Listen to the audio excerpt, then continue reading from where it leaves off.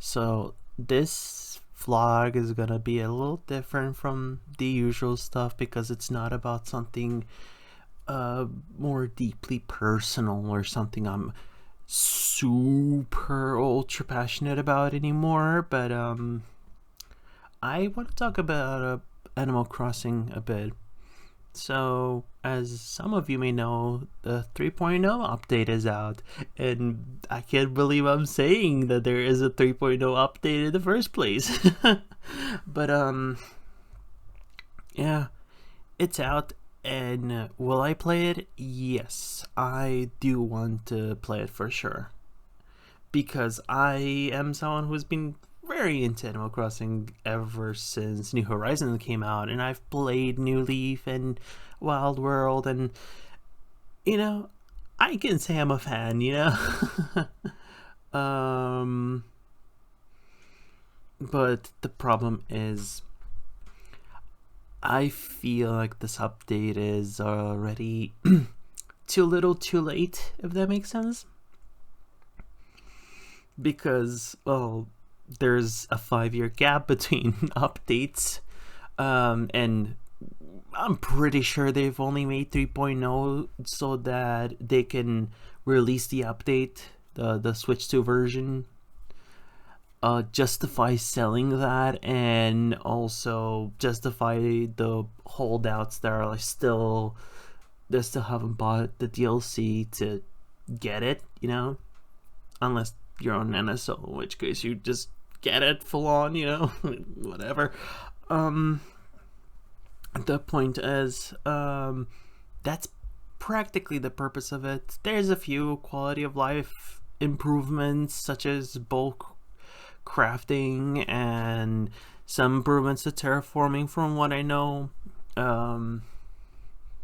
However, besides that, I just feel like it's probably much of the same stuff. And it just further highlights the problem for me with the update. It is too little, too late, and I feel like if this update came out 4 years ago, maybe I would have said, sure, fine, whatever. But it is way too late. It is definitely way too late. I mean, it's been half a fucking decade, But the only way I can see it improve in any capacity is if they continue a 3.1 and a 3.2 and 4.0 eventually, which, let's be completely honest, I don't think they will. I think there might be a 3.01 or 3.02, but that's just bug fixes. That's not any feature updates. It's going to be similar to how it was between 2.0 and 3.0. At most, bug fixes and a few workarounds, but nothing actually added to the game. I generally believe they're not going to add anything else to the game. I want to believe that I'm wrong, but it's Nintendo. This is the company that does not, throw the consumers a bone unless they get something out of it. And let's be completely honest, they're barely getting anything out of the 3.0 update. Unless the 3.0 update is gonna bring in numbers, which, let's be honest, it won't. Yeah, you won't really get to see a 3.1. Another thing that is kind of disappointing to me is 3.0 is highlighting the very problem I have with New Horizons, and especially the later updates like 2.0 and 3.0. They have included some features. 2.0 has had some cool stuff, and 3.0 has some quality of life that is really welcome. And obviously, I'm not saying that they shouldn't have released 3.0. Obviously, I'm very happy that 3.0 exists. The problem is that they're leaning too heavily into customization with Animal Crossing, and it's a game that started out as a bit of a I don't know what I would call life simulator. More of a, you are in a village, you're in a town, and you get to know people. It's a life sim in the sense of you get to meet people, you get to know people, you get to be part of a community, and you get to develop relationships with those people. And that's kind of how it is in how it's been in Animal Crossing, and especially Wild World does this thing where you you have various types of connections and relationships, and the more you talk to a villager, the more rewarding it gets. I had Wolfgang on my island in Wild World, and I also had him in New Horizons, but irrelevant. And I remember in Wild World, since he is one of those grumpy villagers, he was kind of antagonistic towards me as a villager, as a player. He was kind of like, I don't want to talk to you. Let me just dig some holes. Let me just do my thing. Arrgh. But the more you talk to him, the more he would open up. And when he gave me the villager picture, it felt like a truly rewarding thing. It really felt like making a friend. It really felt like I got to know someone. And that was beautiful. That was so beautiful.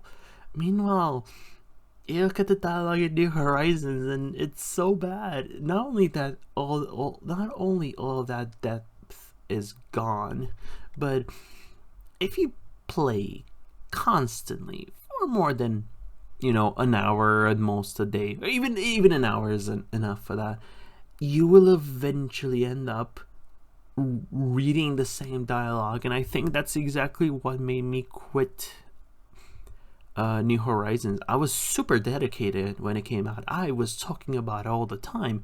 Even now I have spurts when I go back and play for a bit, but it's like a week or two.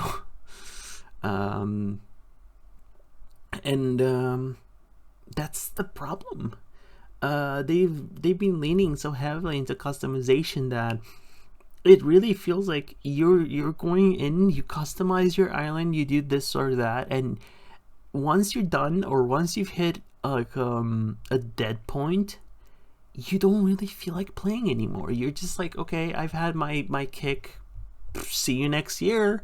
That's pretty much what I said last time when I played a bit for a couple days. I went in, made a few changes to my island, and I was like, all right, cool, see you next year. And nowadays, besides those little spurts, I'll only turn it on for New Year's, because I don't know, I just think it's kind of cool that you can in a way celebrate New Year's. And yeah. And look, I'm not saying that, if they did things differently, it would have still been so huge. No, like, I know that it kind of was the game that came out at the right time.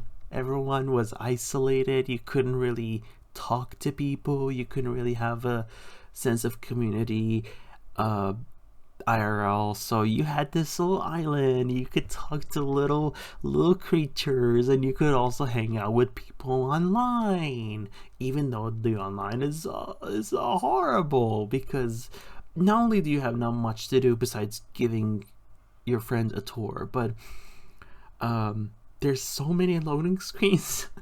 I am still remembering how you had to wait for everyone to like go to the airport and get all that sorted out. Not a huge issue, whatever. A little finicky, but I don't mind that. I'm someone who has a pretty high tolerance for that.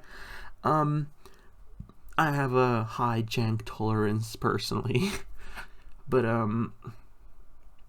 then you have to sit through a few minutes of the first loading screen when you have this little animation where, you have this person from this island and this person from this island, and you have to wait for the little plane to go boop boop boop boop and land. And then you have another cutscene where you fly over the island, and I think it's like I think it totals to close to 5 minutes of just waiting, and I feel like, something I would have loved to see is them trimming all that to maybe a minute at most. Like, you do all the airport stuff, you have the little screen that goes do do do do do do doom, this person from this island, this person from this island, and instead of having to like the instead of having to wait so long, it just plays the animation, and then there's the cutscene of you flying above the island,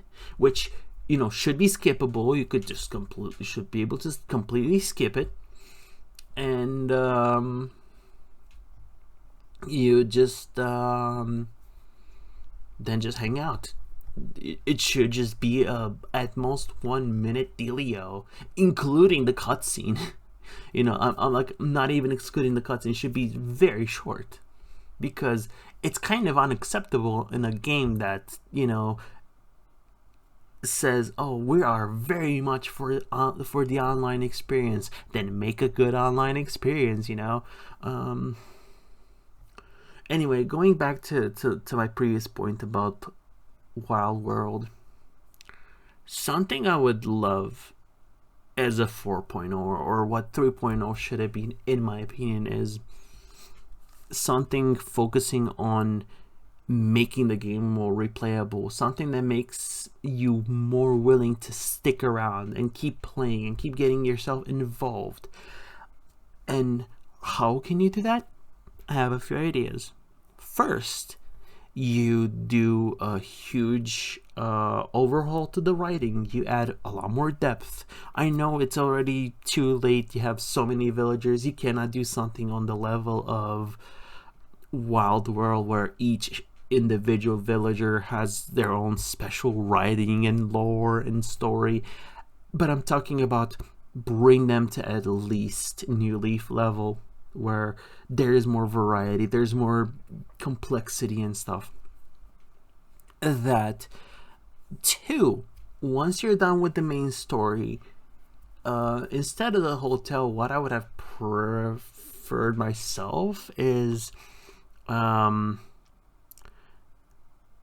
option for example, Tom Nook comes and says, "Hey, if you want, you can invite 5 more villagers to the island, but it's only optional." Because I remember when I first played through Animal Crossing, I had so much empty room where I didn't know what I could do or wanted to do with my island, so it just felt very barren, really.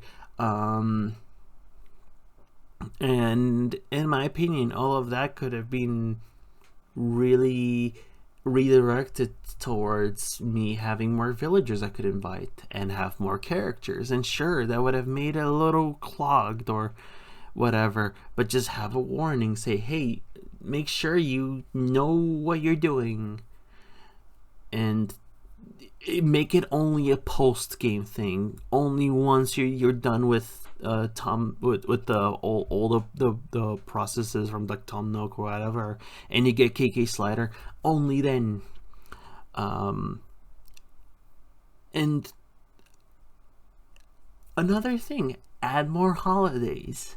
Just add more holidays from Wild World and similar stuff. You don't have to have some huge event, even just some fun little gimmick like Opposite Day, where everyone just says the opposite and you have to do that too. Small little tidbits that would make every day feel more special, because you would either have to have a calendar, or you'd be surprised, like, "Oh, this is happening today. Oh, they're celebrating this. Oh, this is happening." It would just like add more variety. It would make it more worthwhile, because the problem with Animal Crossing is that in New Horizons, once you're done decorating, once you're done with the main tasks and now the DLC, I guess, you're kind of left there on your just you're just kind of thrown there and told, "Oh yeah, well, good luck now, have fun. The villager dialogue is so unengaging that once you've read it enough times, you don't even want to interact with your villagers. I remember I was only grinding, talking to villagers just to get their pictures. I wasn't even caring about that. I was just talking to them for the sake of talking to them, so that it gets like a little +1 on the relationship score. I was just seeing it as that. I wasn't seeing it as, I want to talk to this villager because I want to get to know them better. I want to get to know more of their backstory and all of that, which is, they still have elements of that. Like, that's, I think that's the thing. Like, I'm thinking specifically of Sable, how you have to talk to her every day, and the more you talk to her, the more she opens up to you, and you get to know, the backstory, and that's a thing that they kept in New Horizons as well. And I think that's what the game needs.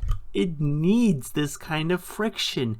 And I know some people will say, well, we also need the Animal Crossing villagers to be assholes like they were in the original. I'm not even talking about that. Though, you can also make a point that something that you miss, or I miss at least, from the older games, is how the villagers would have their own agency. Like, if one of them just didn't vibe with your town tune, they would say, hey, not a fan of this. You don't have to make it so that, like, they say, oh, your town tune sucks and I hate you. No, it doesn't have to be that. It just has to be a matter of even just them being like, hey, not a fan of the town tune. Can you change it? You don't have to have them insist upon it. Just that. The idea, the semblance of them having an opinion.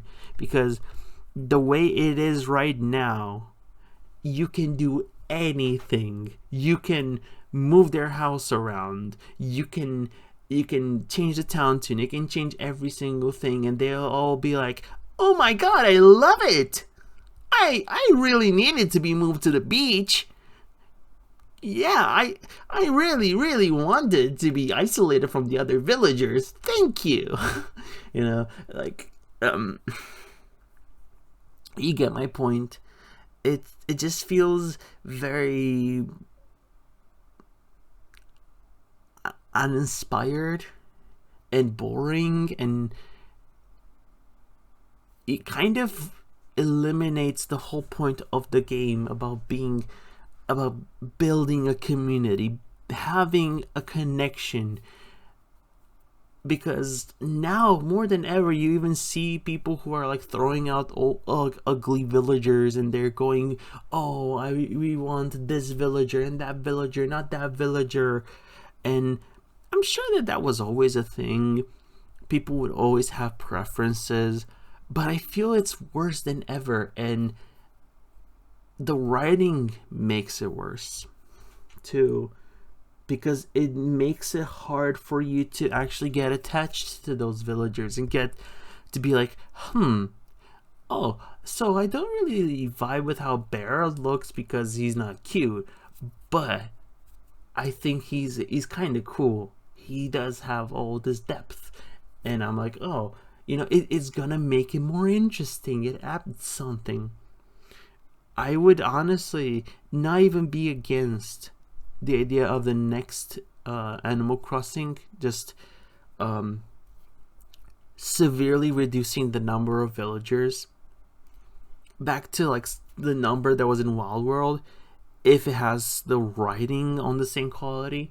And what they could do, since New Horizons was kind of built with the idea of being constantly updated, which they haven't really done a good job at all. Every update you add 5 more and 5 more, and sure, you're not going to reach 200 something easily, but you'll get closer. You'll get closer and closer. And heck, you could even have like trailers, like having them roll out like mini Smash reveal trailers where it's like, oh, so we're introducing this villager again. And you give like a little short lore drop about them, like, oh, they've been this and this and this, and they're related to this villager actually. And that just like does so much that I think that it might incentivize a lot of people who would have never given that villager the time of day to say, huh, I might try to get them on my island.